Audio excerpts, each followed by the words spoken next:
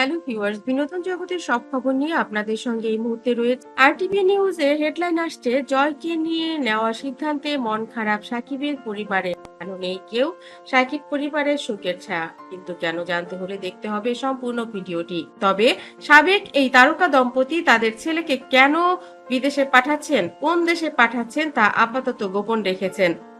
সাকিব অপুর ছেলে জয়ের বয়স এখন মাত্র ৮ বছর। এই বয়সেই তাকে একা বিদেশ পাঠানো হবে? এমন প্রশ্নের জবাবে অপু বলেন, না না, আমি ওকে একা রাখবো না। আমি, বাবা মা, আমরা ফ্যামিলি সবাই মিলেমিশেই থাকা হবে। জয় শুধু আমার জীবনে গুরুত্বপূর্ণ নয়, ও আমাদের পরিবারের সবার কাছেই খুবই গুরুত্বপূর্ণ। ভিডিও সাক্ষাৎকারে অপু আরো বলেন, যখন আমি আমার জয়কে নিয়ে প্রথম টিভিতে আসি তখন শুধুই একজন মায়ের জায়গা থেকে এসেছিলাম। এটার জন্য অনেক কথা শুনতে হয়েছে, অনেক খেসারত দিতে হয়েছে, অনেক কাঠ খড়ফোড়াতে হয়েছে। সেই সঙ্গে এখন সামাজিক যোগাযোগ মাধ্যম যতটা উপকারী আমার মনে হয় তার থেকে বেশি ক্ষতিকারক। মানুষ অনেক কথাই বলবে, সেইগুলোকে পাত্তা দিলে নিজেদের ক্ষতি। যাই হোক, সবকিছু মিলে বছরটি সাজিয়েছি। এদিকে অপু জানান, সন্তানকে বিদেশ পাঠানোর সিদ্ধান্তে মন খারাপ হয়েছিল সাকিবের পরিবারের, তবে তাদের বুঝিয়ে রাজি করাতে সক্ষম হয়েছেন এই নায়িকা। তিনি বলেন, আমি যতটা কষ্ট পাচ্ছি দিন ঘনিয়ে আসার কারণে সাকিব পরিবারে যেন আরো নেমে এসেছে শোকের ছায়া। সাকিব খানের বাবা এবং মায়ের মুখের দিকে আমি কোনোভাবেই তাকাতে পারছি না।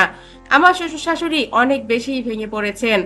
যদিও তাদেরকে আমি বোঝাতে সক্ষম হয়েছি যে জয় একা কখনোই থাকবে না, তোমরাও যে থাকবে, আমিও যে থাকবো, সাকিব যে থাকবে, তারপরেও তারা আসলে একমাত্র নাতিকে এইভাবে বিদেশে বিভুঁইয়ে পাঠিয়ে শান্তিতে থাকবেন না এমনটাই মনে করছেন। তিনি বলছেন, ছোট্ট জয় ও পরিবারের আদর স্নেহ ভালোবাসা পাবে না, ও আমাদেরকে ভালোবাসতে পারবে না। একবার যে ছেলে বাড়ি থেকে চলে যায় সে আসলে কোনোদিন আর বাড়িতে ফেরে না। যদিও সে আসে মেহমানের মতো আসে, এই ছেলের সঙ্গে আমাদের বন্ধন সেইভাবে হবে না। কথাগুলো বলে খুব কাঁদছিলেন সাকিব খানের বাবা মা। বলেন, অনেক কম সময়ে জয়কে আমরা কাছে পেয়েছি, যতটুকু পেয়েছি মন উজাড় করে ভালোবেসেছি। জয়ও আমাদেরকে তেমন করে ভালোবেসেছে। অপু বিশ্বাস বললেন, মা এভাবে বলো না, তোমরাও তো ওকে দেখে রাখবে, ও ঠিকই তোমাদের মনে রাখবে, ঠিকই ভালোবাসবে, সেটা আমি তোমাদের কথা দিলাম। বন্ধুরা, আসলেই কি যে একবার ঘর থেকে বের হয়ে যায় সে কি আর কোনোদিন ঘরে ফিরতে পারে?